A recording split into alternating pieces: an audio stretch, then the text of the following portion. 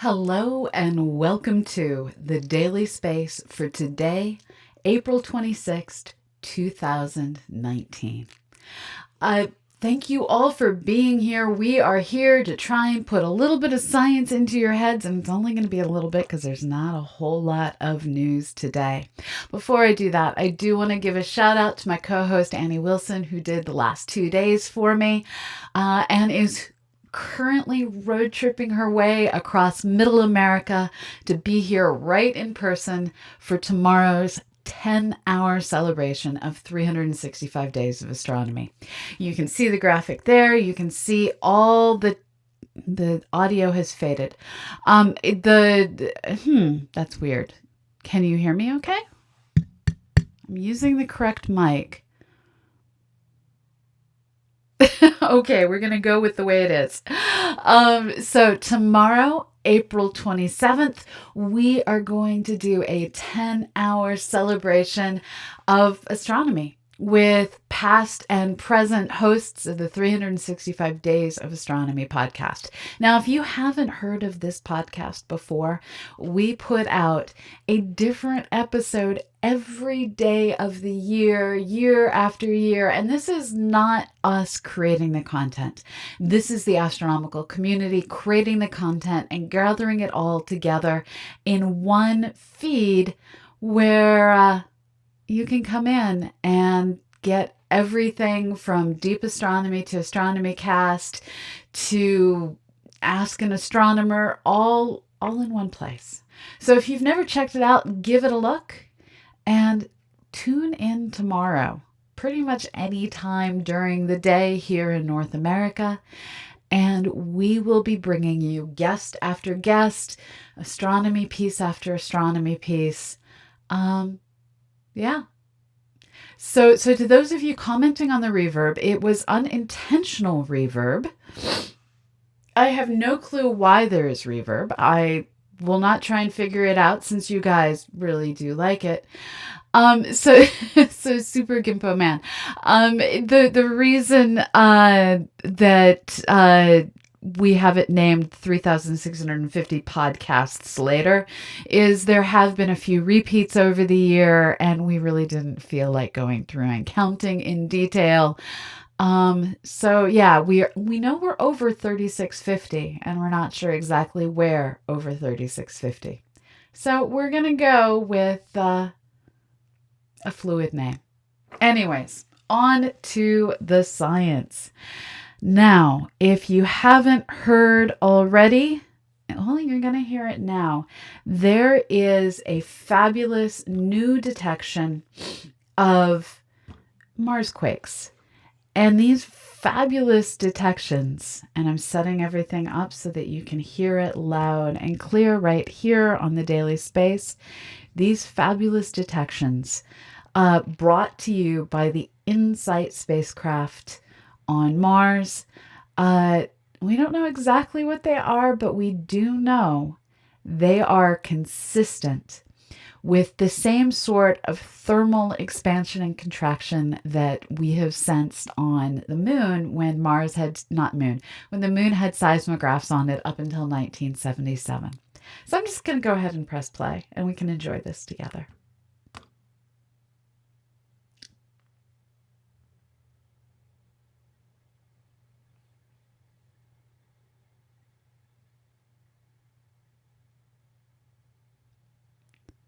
I'm going to press play and there's going to be no audio apparently. Let me see if I can debug what's going on. This is quite confusing. That did absolutely nothing except make it big on my screen. Okay, so let's copy video URL, go to a new page, see what we can do. Crank the audio up. Okay, so let me resize this so that it fits on your screen.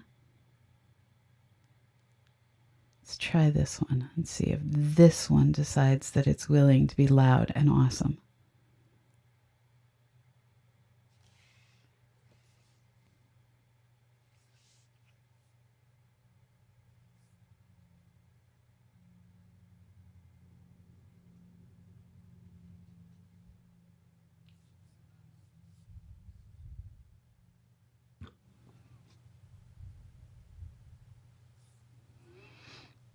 Okay, we're going to try one more thing to make the audio go. So I think I made the fatal mistake of rebooting my computer. And it lost an audio setting in the process. Stop. Just stop.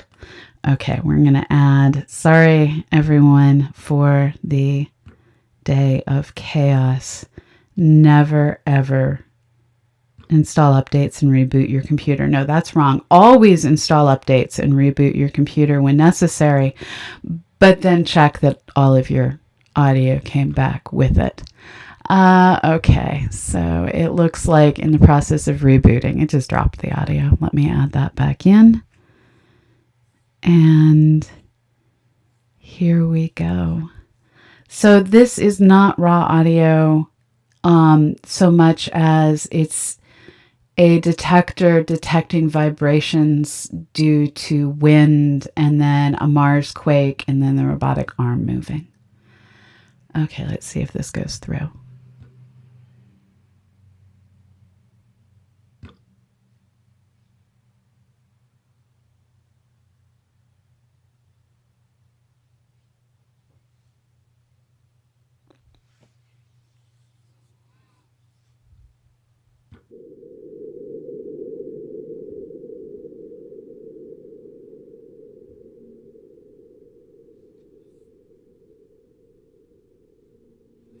And I will play that again.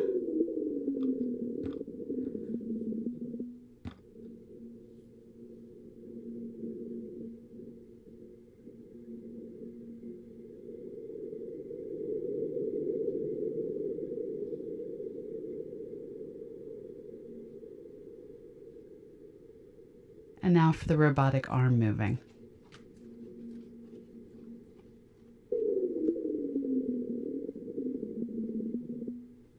So I just love that the robotic arm moving is so much louder than everything else going on Mars. This is a quiet world. Yes, it has wind. Yes, it has very wussy Mars quakes. But it is alive. It does have that wind. It does have those Mars quakes, and it's just us that happens to be the loud ones there. And are you surprised? Humans tend to usually be the loudest thing around, unless, of course, there are cicadas around, in which case the cicadas are the loudest things around. Anyways, so that is our first story for today. And for those of you who don't remember what Insight looks like, this is a top view, and there you can see that robotic arm as well, of the seismograph that has been set down on the surface of Mars. Now, in other spacecraft-related science news, as you know, Hayabusa 2 bombed the asteroid Ryugu. And when it bombed Ryugu back on April 19th, we knew they succeeded because we saw the flare of debris coming around the edge of the asteroid. They hid Hayabusa 2 behind the asteroid, so it was in no danger of getting caught up in the debris field of the asteroid's bombing run. But we didn't actually get to see the crater until today. Here we see a before and after photo of the same region of Ryugu. You can tell it's the same region by matching the features that are, and let me embiggen this for you, that are outside. It doesn't want to be embiggened. That are outside the region of that green circle. There we go. Sorry, I'm trying everything I can to get the audio to work for you, and then I screwed up everything else. There we go. So if you look at the bottom left two rocks, green screening is not my thing. This one, and okay, let's try this. That one and that one, they can be matched over in the other image. And you can also see that the big one right there also has a match over in the other image. And then there's this giant hole. Now, they had anticipated that the anti-tank bomb that they dropped would blow, thank you so much for the follow, would blow a 10-meter diameter hole into the surface of Ryugu. What they got instead kind of appears to be more like 20 meters. So they're now trying to fine tune those measurements. They're trying to use shadows to figure out the depth and trying to figure out what this tells us about Ryugu if one reasonably sized anti-tank weapon can blow this big a hole in the surface of an asteroid. It's kind of cool. Okay, so that's really all the news I've got for today. I'm now going to answer your questions, but I am going to, while you type them in, first of all, remind you, tomorrow, I'm hoping to see all of you back here during our 10-hour astronomy celebration. We are also going to be giving people the opportunity, as we always do, to sponsor a day of 365 days of astronomy. It's only $45, and you get to pick the date that you are sponsoring. And on that date, I will do this episode of 365 Days of Astronomy is sponsored by. I will do that kind of an NPR style message. And you get to tell me what to say after I say who sponsored it, as long as it's family friendly. And I'm going to be recording all of those messages live during the 10-hour event. So if you want to pick a day, go ahead and pay, and we will send you the form to fill out. Here is the link. We will have giveaways, we will have guests, and hopefully we will also have learning and laughter. Now, this channel and everything that we do is part of the Planetary Science Institute, a 501c3 nonprofit dedicated to exploration of our solar system. If you miss an episode, go ahead, follow us on YouTube, check out everything we have over there. And even if you don't follow us on YouTube, give us a sub over there. It really helps us in the search engine results.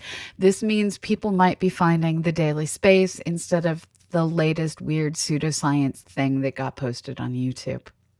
Now, there are lots of ways to support this show. Subbing us on YouTube, which is completely free, is one that really helps. Posting about us on YouTube, posting about us on Twitter, sharing us with your friends on Facebook, all these little things that help us get out in front of more eyes and more ears, well, that makes a more scientifically literate world. And that's awesome. Please share. Sharing is free. It's what we learned in kindergarten. Use what you learned in kindergarten. Thank you. And if you have more to give, consider becoming our Patreon over on patreon.com. This allows us to know that we're going to have your support month after month. It helps me pay Annie's salary, and it helps us keep everything running smooth all over CosmoQuest. And we should be relaunching all of our citizen science one app at a time in the coming days. And then we're going to be doing incremental updates from here on out as we gear up to help find that rock that OSIRIS-REx is going to bring home from Bennu. So if you want to be part of all of it, well, you can be part of all of it. And we're going to give you every opportunity we can. So that's all I've got for the daily spiel, other than to say we will be back Sunday at 1 p.m. local time, Eastern time, 10 a.m. Pacific, 6 p.m. London with the Sunday Science Hour. I don't know if it's going to be me or Annie or both of us, because we will both be here. Okay, so scrolling back to see what questions we have. Welcome all the new people. Welcome Super Gimpo Man. I'm going to say your names as I hit them in the chat. Scrolling through.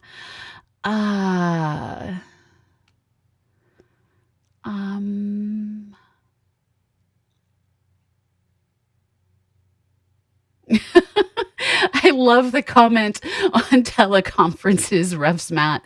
I have felt that so many times. So Stormer Joe asks, what does the discovery of an earthquake say about the composition of Mars?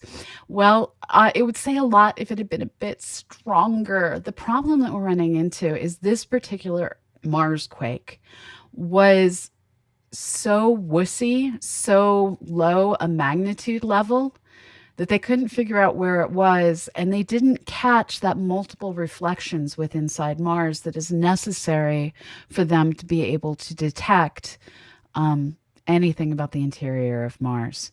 Now, it was a long, slow, quiet quake that is consistent with what was detected on the moon with expansion and contraction. We don't know if that's what it is, but that's what it was consistent with. Hopefully, there will be many more Mars quakes detected. Had this been a Mars impact, I saw someone asking about that. I will thank them for the question once I get down to their name.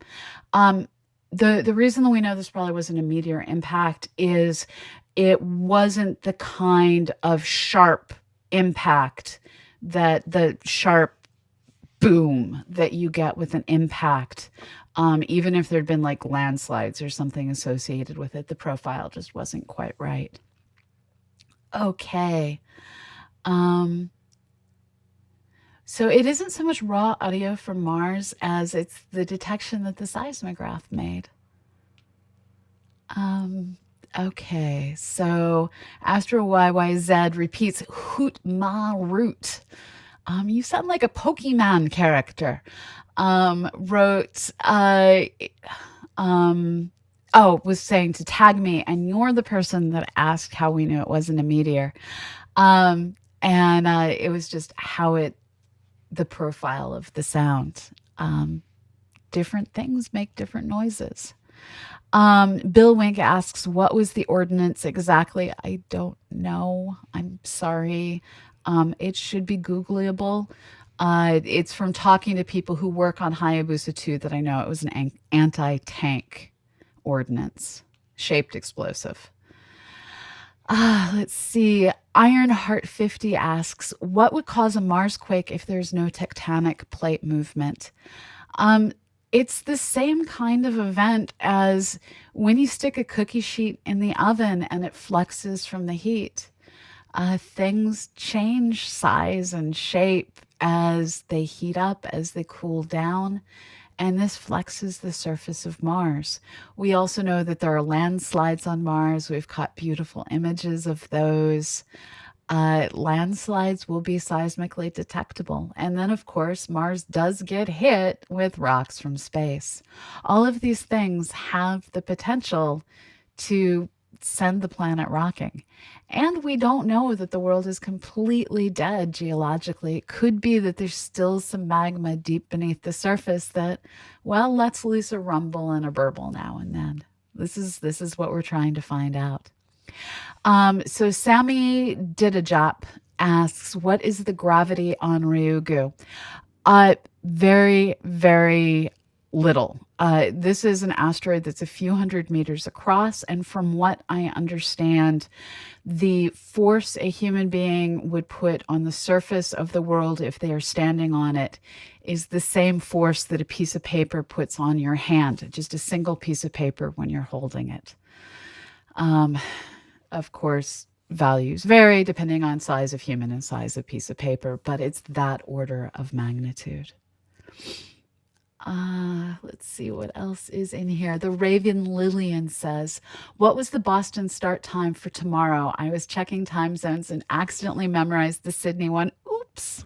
Let me switch that up. So Boston, my hometown, starts at 10 a.m. So I hope to see you here at 10 a.m.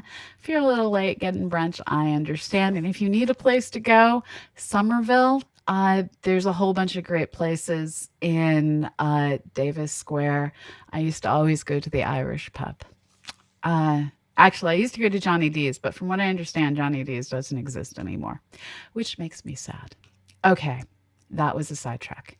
Rev's Mask says the website address should be patreon.com.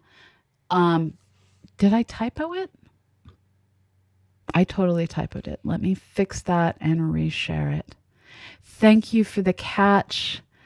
I sometimes feel like typos are us really should be my catchphrase, Patreon. There we go. So let's try that. Patreon.com/CosmoQuestX is how you can be our patron and help us make it month after month, far into the future.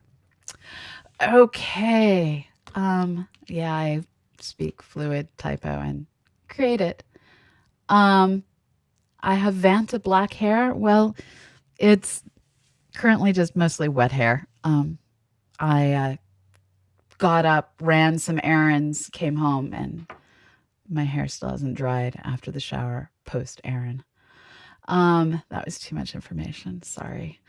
So Larry Weird and Proud asks, what season is it at the Insight site? I don't know. Let me check. That one I can Google. What season at Insight Lander?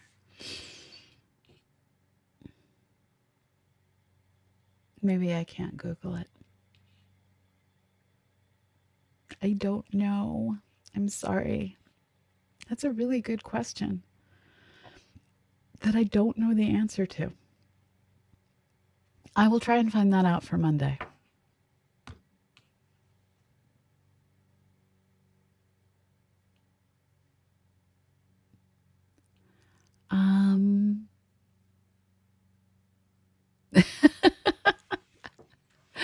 You guys are all awesome. I love the typos and the celebration of the typos.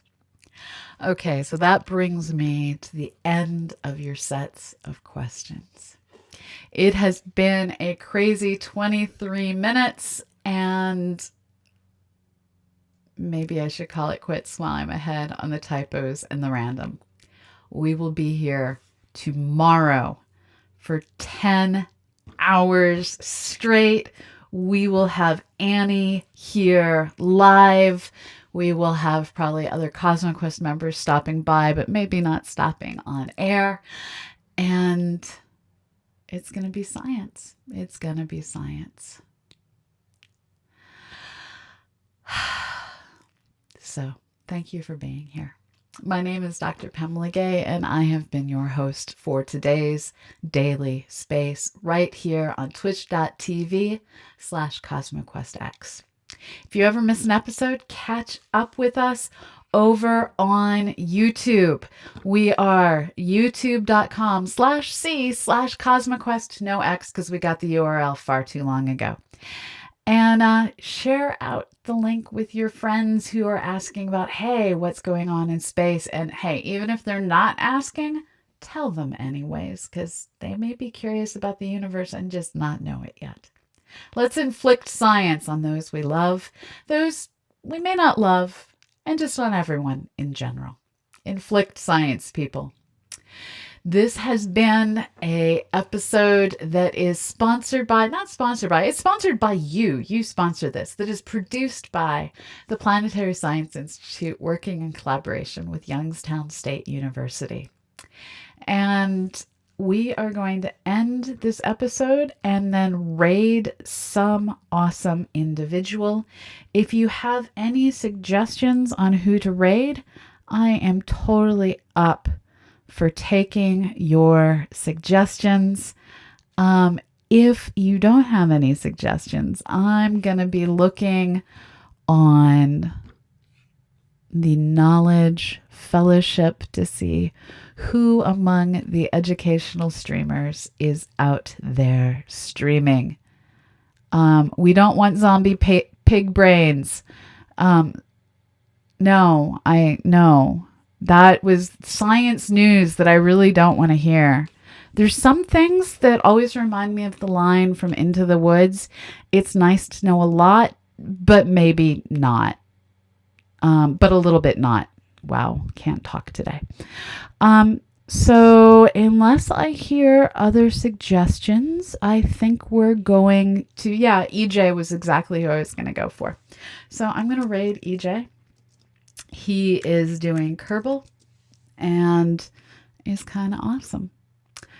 So wherever you are in the world, I may or may not be able to run the credits. I'm going to have to log in first to Streamlabs. Oh man, it's going to make me do two-factor authentication. I can't roll the credits because actually, there we go. It is making me do two-factor authentication. You're going to get to watch me fumble and sniffle into the phone. This is me the day after an airplane ride. There we go. Let's try this again.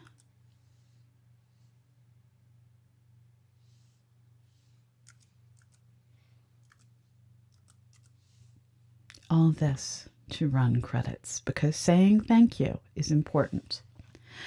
Okay, so here we go with being able to say thank you for all of you. You are what makes our show go.